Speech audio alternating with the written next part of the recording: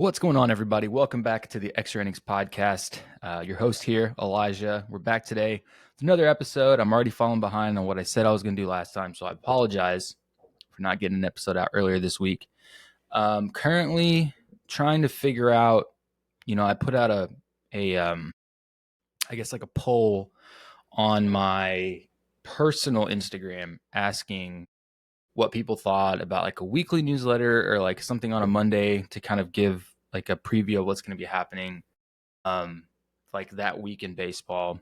Got a lot of positive feedback. So now I've been really trying to figure out, and that's what took up a lot of Monday through really Wednesday of my week every night. And mornings I've been kind of trying to prioritize my rest and recovery. I've been trying to do more sleeping. I got my new Whoop. I've been trying to do 5 miles a week. So there's a lot happening on that aspect. So I'm trying to sleep as much as possible. So morning episodes have kind of fallen back.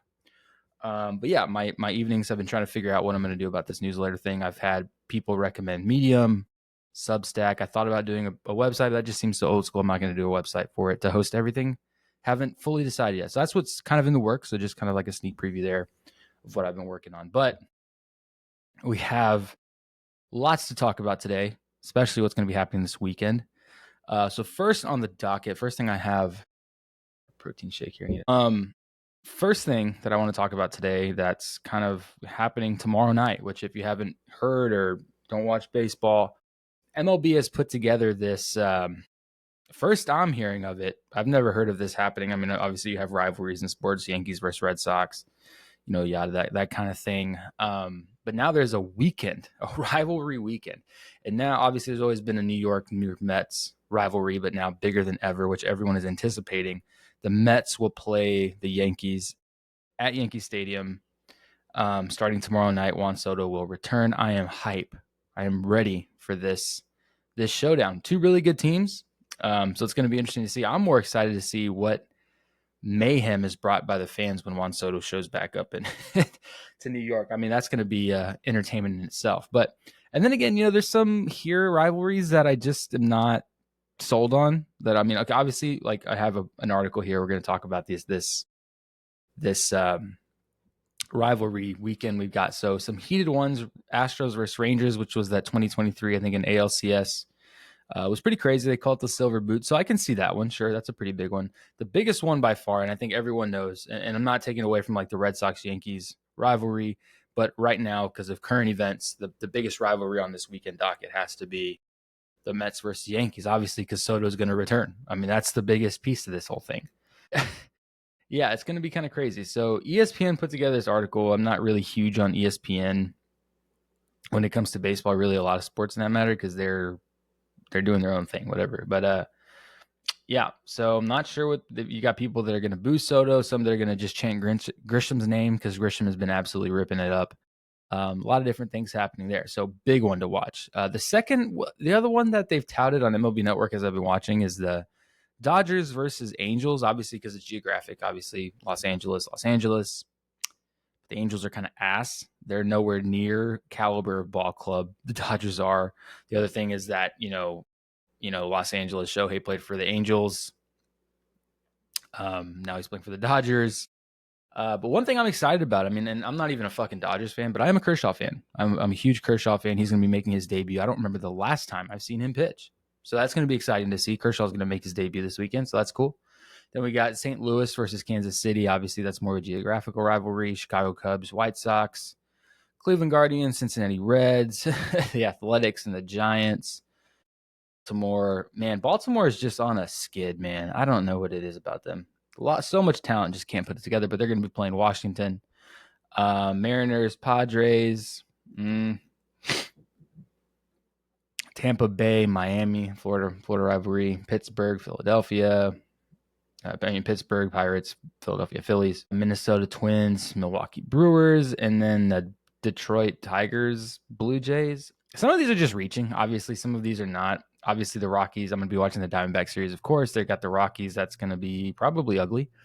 But yeah, exciting games to watch this weekend. So we got this rivalry weekend. I'm here for it. I mean, if some of these rivalries were a little bit more juiced, I'd be here for it. But for sure, everyone is going to be tuning into that Yankees Series. That's going to be a big one. Obviously, that's always been a thing. Subway Series. You can go all the way back to the whole thing with Roger Clemens and Mike Piazza. When Roger Clemens is pitching, bat breaks, he throws the bat. Says he's not throwing it at Piazza, but he's 100% throwing it at Piazza. Super old school, but that series goes back a really long time. So not only is it the Subway Series, the Juan Soto thing's going to add a lot of extra juice to it. Now, second thing in the news, and I'm going to pull it up because I don't want to state ill facts because I don't quite understand the whole thing. So if you are a fan of baseball, I'm sure you heard that Pete Rose was posthumously taken off of him and Shoeless Joe Jackson, taken off the restricted list for the Hall of Fame. Now, Pete Rose obviously passed away last year. See if I can find the article I was looking for. Yeah, they lifted his lifetime ban. Now, I'm split on this. Number one, I think it's fucked that they did it after the man passed away, because look at it either way. Pete Rose he's a legend, obviously, in Cincinnati. Charlie Hustle, he was a great ball player. Now, did he do some things that he probably shouldn't have done? Is bet on the game? Absolutely.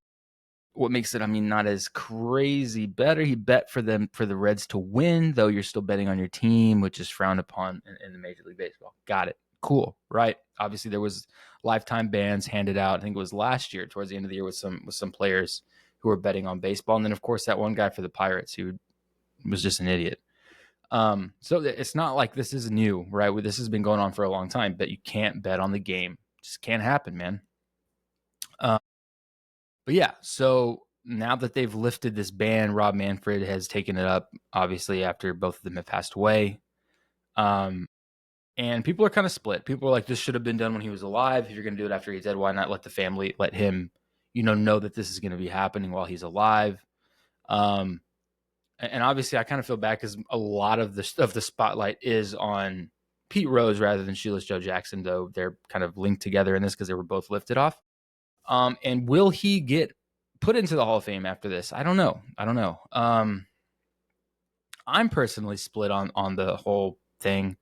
Because look, you see it like this, and it's the whole thing with like A-Rod and Mark McGwire and all that shit. Like it kind of goes both ways.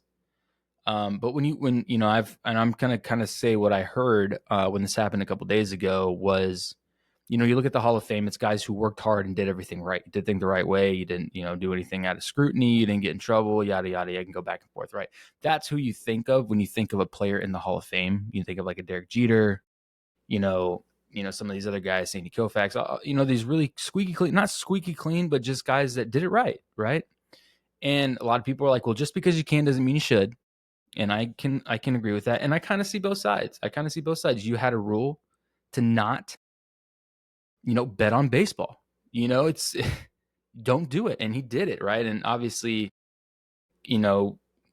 served his penance, sure, maybe, but I'm just kind of split, and I'm not going to make a decision here or there. I just think, if they were going to do it, they should have just pulled it when he was still alive, man. And he just passed away, back in September of last year. So, like, kind of crazy, but something just to think about. Let me know what you guys think. I'm still split. Like I said, I don't quite know how to feel about it. I think that obviously sports betting now, especially as big as it is, it's kind of like I don't know, there's just a lot of stuff. And obviously Pete Rose obviously there's all kinds of stuff thrown at Pete Rose away from the gambling and who he was and all that. And I don't know. It just kind of seems like one of those things where it's like, I don't know. Great ball player, XYZ, but I don't know. I don't know. Just one of those things, right? But anyway, should he not? We don't know. On the flip side, last week we had Pirates manager fired. Pirates manager fired, and we're going to talk about a little bit about Mr. Skeens a little bit later because there was some news about the World Baseball Classic next year. We're going to talk about that. But in other news, with this horrific start that the Rockies have had, and my God, this is coming off of last week. I think they were beat 21-0 by the San Diego Padres. Just an absolute home run fest. That is 21-0 is bad, right? That is. If you're a fan, you should ask for a fucking refund. That is horrific at home, right? So that's ugly. They fired Bud Black, who I think, and here's the thing. Obviously, this doesn't fall on Bud Black. This whole thing about how bad You know how horrible the Rockies have been isn't all on Bud Black. Clearly, right? You're not going to put this whole thing. He just coaches what he has. If the Rockies are bad, the Rockies are bad. I mean, yes, he has a lot of influence on who's playing and who's not, and all that stuff. But Bud Black has been in baseball for a really, really long time. I mean, and you can see. I mean, the minute it happened, everyone was like, "He'll find a job somewhere else." He will. He will definitely. Obviously, there were 7 to 30. There were 7 and 33 at this point. You know, he played for a long time. Then he was, he's been in the front. He's been in a lot of different management positions, a lot of coaching positions. But he's got, he's got really good. He was with Colorado for 9 seasons, I think it was. Let me see if I can find it. Oh yeah, he coached with the Padres from 2007 to 2015, then 2017 to 2025. He was the coach of the Rockies as manager. He was a manager of the Padres for a long time, about 8 years, and then now he was with the Rockies for 8 years, and then that was it. And then he was a coach for the Angels from 2000 2020 to 2006. So obviously, like, the dude knows ball. He's been around the block. He's been tenured. He's been manager for a long time, especially with the Padres. Obviously, that wasn't a great tenure either because the Padres weren't very good back in that point. And now they're a powerhouse. Like, so, I mean, the dude's going to find a job. I think it was kind of more of a formality that they had to let go of Bud Black simply because, and it was a day after they lost 21-0. So they were like, we got to shake something up. Something's got to change. If it's Bud Black, it's Bud Black. Kind of the same thing with Sheldon over in Pittsburgh, but just kind of something to watch for. I'm a little kind of like shocked that that they're this bad. 7 and 33, bro. I mean, that is horrific. I kind of want to see some of these stats. I mean, it's just bad, dude. Like, again, like, you sit there and you're kind of like, who the fuck is even playing for the Rockies? I mean, notably they have Chris Bryant. That's the only guy that I've really thought to think. I mean, like, thought to think, that was stupid. I mean, thought that's on the team, right? And they've got the Diamondbacks this weekend, and Diamondbacks are a scrappy team, and they're probably gonna beat the shit out of them. Fingers crossed. I'm hoping the Diamondbacks pull through because they could do some stupid shit. Again, on the active roster, I think the only person that I think we've gone through this before, so I'm not going to go through the entire thing. Ryan McMahon. I think that's the only guy that I know. And then obviously Chris Bryant's hurt. I think he's on the 40-man, right? Let me see. I don't even think Chris Bryant's on here. Damn. They do have Tyro Estrada. Yeah, Chris Bryant. He's listed as an outfielder. He's on a 60-day. So yeah, that's just that's ugly. That's really ugly. But yeah, in the news, so that's 2 managers fired in 2 weeks. Interesting. But yeah, moving on. How you move on from something as grim as that? I mean, it's going to be a long season for the Rockies. If you're a Rockies fan, I do apologize. And if you're a season ticket holder, I'd ask for a big ass refund. Interesting enough, we had 2 big time retirements this week, which is also interesting. First one on the list that came first was Evan Longoria signed a 1-day contract with the Rays so he could retire. Ray played with the Rays for a really long time, then kind of went to the Diamondbacks. I think he was part of that. I think that they had him kind of on that playoff run, if I'm not mistaken. Yeah, well, he last played in October, on October 1st of 2023. That's how I remember him on, from he was playing with the Rays, and he was an absolute stud. There's that video of him talking to the reporter, and he catches the ball and says, "Keep it on the field, guys," whatever. That whole thing, that happened. But yeah, I mean, Evan Longoria had a hell of a career, man. Hell of a career. Played with Tampa from 2008 to 2017. So really long, almost 10 years with them. Oh, that's right. He went to the Giants. Giants for 4 years from 2018 to 2022, and then had that one stint with the Diamondbacks and didn't play at all last year. Not sure what happened there. Let me see. Yeah, so he played with the Diamondbacks. He played quite a bit. Not terrible. Yeah, he was a free agent after that run with the Diamondbacks when they went to the World Series. Yeah, and he said that on July 16, 2024, he noted that although he had not officially retired, he was unlikely to continue playing professional baseball. So he was kind of on a hiatus. I guess took the year off all last year, so we didn't see anything from him. And then obviously last week they were kind of announced that he was going to sign a 1-day with the Rays to retire with them, and that'll be on June 7th of this year. So they're going to have a little thing for him. So that's pretty cool. But yeah, Evan Longoria, man, absolute Tampa Bay Ray legend. I mean, absolute stud, dude. Absolute stud.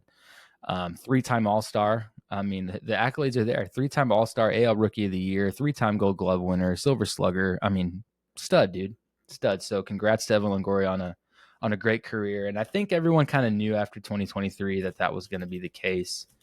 But yeah, what a hell of a career, man. Way to go out. I'm not being sarcastic either. Like, Evan Longoria was a stud. Way to go out, man. Hell of a career. The next guy that retired, and this one came out, I think, either yesterday or today. Maybe I think it was yesterday, was Matt Carpenter, longtime Cardinal. He's from Galveston. He's a Texas guy, went to TCU. I think he went to TCU, didn't he? Was it Elkins High School? Yeah, Elkins High School, and he attended TCU. Yeah, that's what I thought. I knew I had that right. But Matt Carpenter, man, another guy who was just a stud. I know because he had kind of this weird legendary run with the Yankees a couple years ago, which is super interesting, but played with a really a big, it was 2022, he had that crazy run, but another guy who had a really decorated career.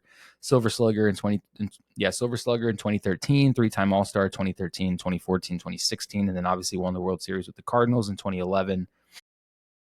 That was his rookie year. Super cool. Batting average of 260 is pretty cool. Had over 1,000 hits, 1,257, 179 home runs, and 659 RBIs. That's pretty cool. So he played with St. Louis for about 10 years, obviously. That's how everybody kind of found out about Matt Carpenter. Solid guy. Kind of a utility dude. You could put him anywhere. Went to the Yankees in 2022, played with the Padres in 23, and then was back with the Cardinals last year. Then called it a career. Let's see what we have here. Yeah, so the Cardinals signed a 1-year contract to return with the Cardinals. He did play. I mean, didn't bad. He batted not bad. 234, 4 home runs, man, not bad. And then obviously on May 14th, so yeah, yesterday, announced that he was going to retire. He does it on a podcast. Why do these guys do it on a podcast? Why don't they just come out and say it? I think Lance Lynn was another one that retired. I think last month or earlier this year. I think it was still in April on his wife's podcast that he was retiring. I guess that's the way to do it. Just go on a podcast and just blow the podcast up and let everybody know you're retiring that way. But I guess that's the new thing to do. Go on a podcast and retire. But yeah, congrats to both those guys, Evan Longoria and Matt Carpenter. Hell of a career.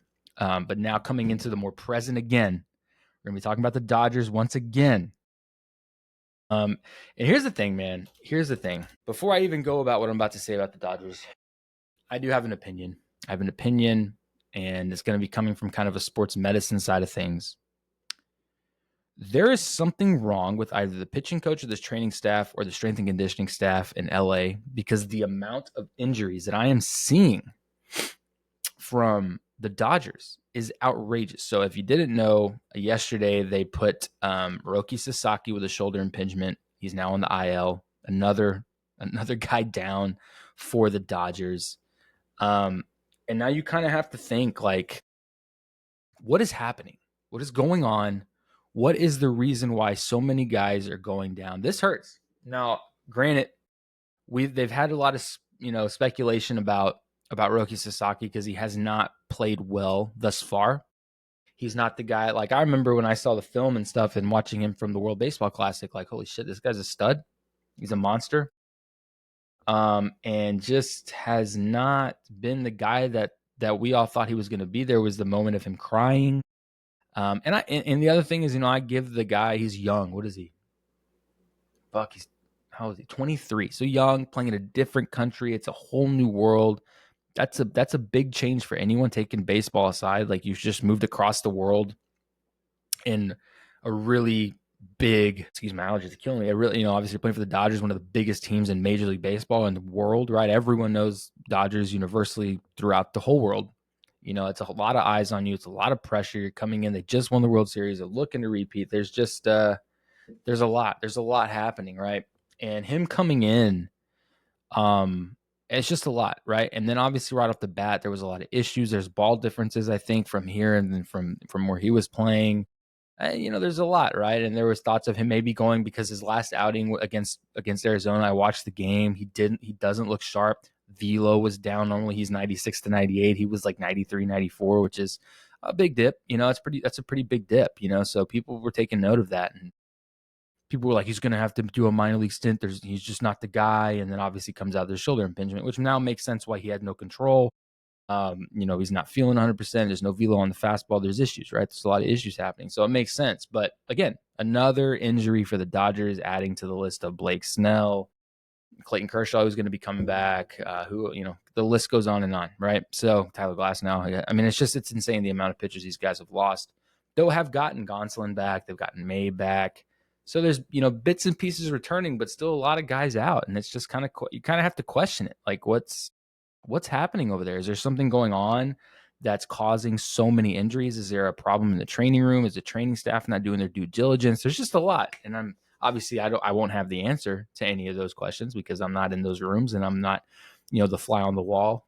What's happening over there? But something something wrong. And I do think that that's just something that's happened with those guys specifically. It has nothing. And the other half of me, like I said, is thinking, well, Tyler Glasnow's always hurt.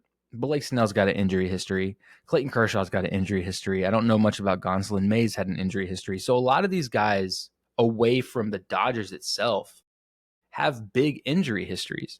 And I know they were talking about that today. It was like a lot of teams will look at some of these guys and say, well, you've been hurt here. And that's something I've said about Glasnow a lot of times is like great pitcher. Everything's really high intensity and high effort.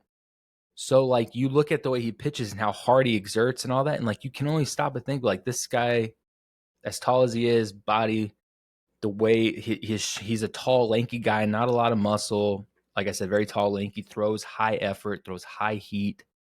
Like he's a lot of velocity, a lot of spin on that curveball.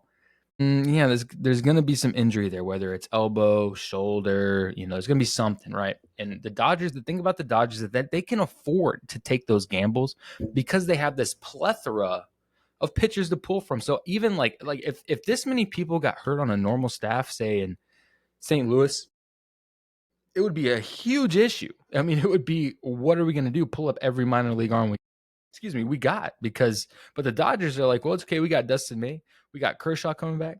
We got Gonsolin.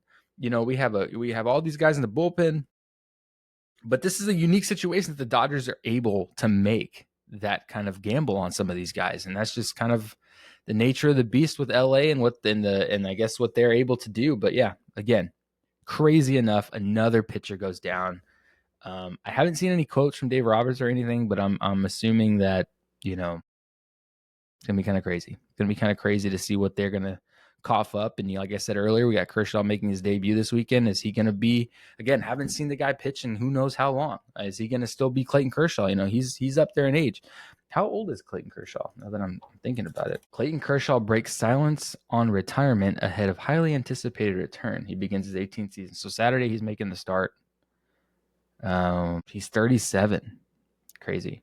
Having surgeries to repair a torn meniscus in his knee and a ruptured plantar plate in his big left toe. He says it's great. It's a big shot in the arm, Roberts said. Oh, I guess they're pumped. Clayton has really worked hard to get healthy, and the buy is high for him. No shit. He needs to come. He needs to come ready to go, dude. I think he hasn't pitched since August of last year. Wow. Holy crap. Long time. It'll be interesting. Like I said, it'll be interesting. The funny thing is they also just let go of Austin Barnes, who is his preferred catcher, which is crazy. And there's a whole story to be had with that, Austin Barnes has been a catcher for the Dodgers for 10 years, I think, or something like that. And they just let him go. They DFA'd him, which I'm sure he'll get picked up and play somewhere else. Austin Barnes is a great player. But funny enough that Kershaw's making his start, his anticipated start, and they let his catcher go. Crazy enough. But yeah, this will be interesting. This will be interesting. I'm curious to see. But again, Roki Sasaki down, Kershaw coming back. It's like they exchange one for the other. Obviously, you don't want it, but that's what happens. Got a couple more here. One more thing that I want to talk about going back to the Yankees. I know we kind of talked about the whole thing with the rivalry weekend. Is Aaron Judge. And I've been a guy who's voiced a lot of concerns about Aaron Judge in the past. Everyone's been skeptical of him and his performances over the last couple of years, especially when it mattered. Obviously, he's had the crazy home run seasons. That's nothing that you can't take that away from him. The dude can mash. But this year, we are seeing something special. This is not like, because what was it? Let me see. He had the 62 and 22. Right, so he had 62 home runs, obviously crazy, but the batting average wasn't that crazy. He batted 311, which is still great. 2023 was a horrific year for the Yankees. Only had 37 home runs, so he halved it and batted 267. So an off year. 2024 again was phenomenal. 58 home runs, batted 322. Obviously crazy, solid. And then now here we are with just numbers that are out of this world. Batting 412 and hitting 15 home runs. insane. And now, like, we're looking at the home runs totals. I mean, 62, 37, 58, 15, on track to probably hit another 62 if he keeps going this route. I think he's hit a home run just about every fucking series. I mean, he's had one dot seasons since 2022. Insanity. It's insane what this guy's putting together. And I think it's time that we start realizing now. And this is the thing. I'm kind of one of those guys that's like, okay, great, you're having a hell of a season. But this is where I'm split. I'm always split. I know I say it all the time, but I'm always split because I like to play devil's advocate with myself, right? So let's look at the positives, right? So he's batting 412, and I have a lot of people asking, like, what do you think? Is he Bonds? Is he the modern day Bonds? Which I think Barry Bonds is still technically modern day because that was what, like 2000 in the early 2000s. Which, I mean, that's not that long ago. Shit, I guess it is. It's like almost 20 years ago. But obviously the whole thing with the steroid allegations, all that stuff, kind of taints Bonds' name. But right now, obviously Aaron Judge is clean as a whistle, as we know, batting 412 and hitting home runs at a pace we've never seen. He's at 330 on his career. Insanity. I mean, insanity. But again, like, you look back at the playoffs and he had a really bad cold streak, made the error in game 5. So yeah, there's also those pieces to think about. Now, my thing is this. Okay, he's batting 412. He's absolutely mashing anything and everything that's thrown at him. At what point, what I'm worried about is, are people going to stop pitching to him? Because his next pitcher, I'm thinking, should we just not pitch to the guy? Should we just, like, obviously we know you're hot. Are we going to start avoiding you? Obviously, there's going to be situations where you have to throw to him if it's a leadoff situation, if there's you got guys on base, whatever, you have to throw to him. So obviously you can't avoid those situations. But for the most part, like, our guy's going to start avoiding Aaron Judge. And I'm worried about that because this is historic. You want him to keep doing this. It's good for the game. It's fun for the game to see him just absolutely tear shit up. Batting 412. I don't think there's anyone sniffing that number, like, as an everyday player. So going to be crazy. Do I think he's approaching Barry Bonds era treatment? Yeah, I think he's about there. I mean, goddamn, 412. Holy shit. The batting average alone, dude. Holy shit. With a 1.279 OPS, it's outrageous. 15 home runs. He's on track to hit another 60, maybe more. So it's going to be crazy. But yeah, I 150% believe Aaron Judge is going to do something fucking phenomenal. He's going to set some records this year. I believe it. If they keep pitching to him. But again, applaud this. I think the Yankees are scuffling a bit in some areas. But at the same time, it'll only matter. All this is great and it's awesome.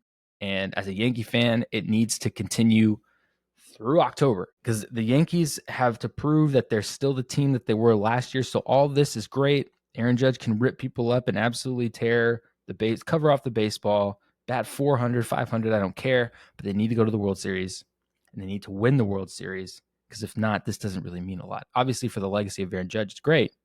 But for the Yankees, they need to win. And I think Aaron Judge is on that same page. I really think he's right there too. Interesting enough, but yeah.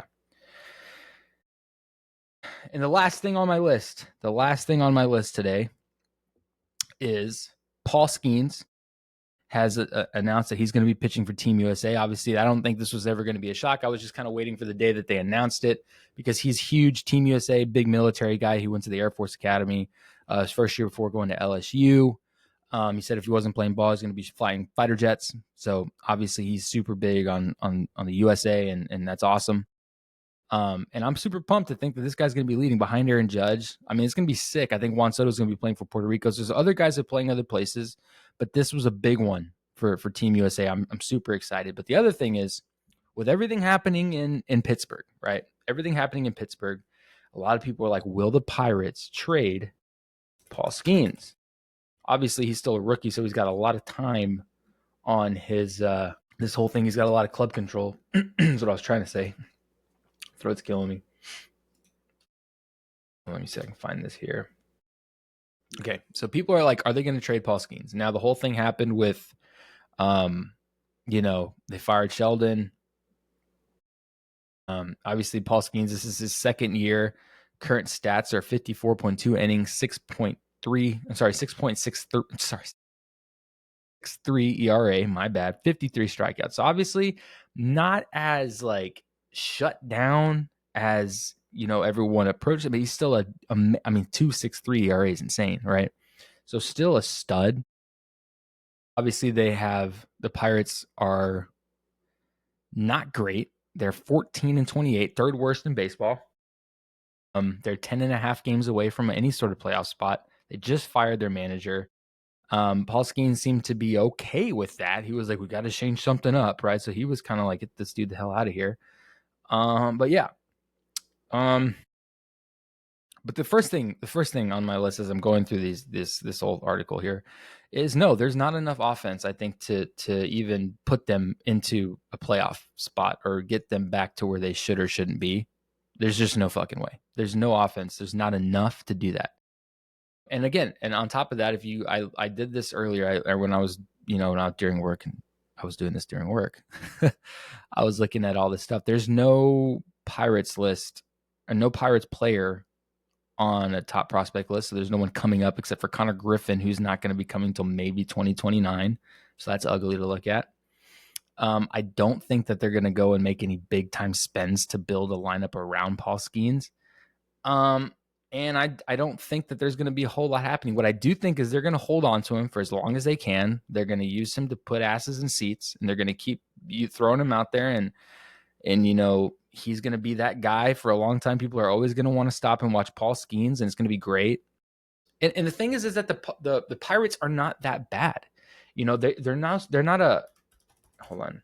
They're not a horrid team. There's just like no chemistry, or like I don't quite know what the issue is on that and why they're not great, because they do have some pieces. And that was why I was so shocked that they're just not putting everything together, especially with somebody like Paul Skeens leading your rotation. It's crazy.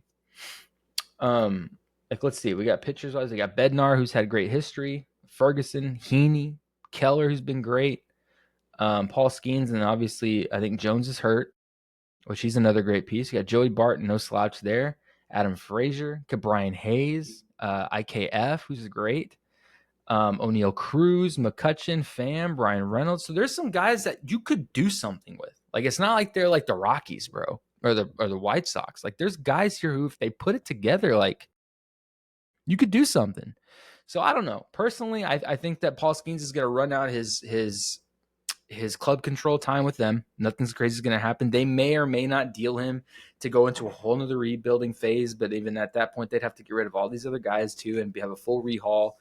I don't see that happening. I think that they're just going to hold on to him, and fingers crossed, maybe there's some sort of late life chemistry, not this year, but maybe next year and the year after. Maybe something happens. I don't know. I think that's what they're going to do. I think they're just going to kind of cross their fingers and wait and just keep trying to sell Paul Skeens to everyone until there's no more club control and he's a free agent, and he makes, Garrett Cole, Max Fried up their money. I don't think anyone will ever. I mean, maybe he may. I mean, again, we're talking in probably like 4 or 5 years. I think maybe. We're approaching that, so it's going to be some time, but I'm not going to outrule that he's going to be up in the 800 million because he's Paul fucking Skeens. But again, I think he's going to be probably a 600 million guy. 600 million, I think, is where Paul Skeens will be. Maybe in the 700s, 800. I don't think anyone's going to get up. I think once we see how the Juan Soto contract ages, we'll see if there's going to be any more contracts like that. But I still think Paul Skeens will be around the 600 million area, or point area, whatever you want to call it for that. So we're going to see. But again, Paul Skeens going anywhere in the near future? No, he's going to be a Pirate for a bit of time, which is a little depressing because you're wasting his youngest years, his prime, on nothing, which is sad, but it is what it is, right? Now, to finish it off, I guess I'm going to kind of go through it a little bit, or I might wait. Let me see. Power rankings. I had a list that I wrote up. Let me see if I can find it here. I have it in my cloud. I think I saved it. Did I not save it? I did save it. Okay. So power rankings, we're going to go through the top 10. We're going to breeze through these, and this is where I think we're at. I went through the Athletic, ESPN, and MLB to kind of put my list together. So we're going to see. Number 10, Diamondbacks. I agree. I have the Diamondbacks at number 10. I'm a huge fan of the Diamondbacks. They're 22-20 at this point. They were at 10 the last time I checked this, which I think was a couple weeks ago. So they're at the same spot. They're a scrappy ball club, man. They're a scrappy ball club who can put things together. It's going to be interesting to see if they can put things together. I mean, when I say put things, they can put things together. One and two, they have the ability to manufacture runs. They're a scrappy ball club. They hit home runs. They got Gurriel. Ketel Marte is just absolutely mashing balls.